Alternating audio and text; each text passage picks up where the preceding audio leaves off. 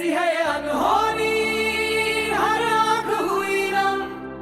छोड़ गया जो तू। ये हूँ आम सांग जी बांग्लोर रही काम करूला एबे रिसेंटली किसी दिन तले तार गैस ब्लास्ट रे तार पूरा शरीर 71% जली जाता जी प्राय 4-5 दिन मृत्यु सह लड़िया पर गुरुवार दिन 13 तारिख दिन राति प्राय 1-2 समय आम समस्त को छाड़ी ए दुनिया छाड़गले। तो जो भाई भौणी मैंने बाहर रही काम कर निजर घर भड़ा नहीं रोच काम कर लोकल रो गैस आनी रोषे कर खाऊँ से प्लीज रिक्वेस्ट कि तुम मैंने ठीक भाव में आणिकी आपण मैंने चेक करके रोषे करूँ और रोषे कर सारापर निहाती भाव में भल भाव चेक करूँ और बंद करूँ कहीं एमती गैस लिकेज कारण आज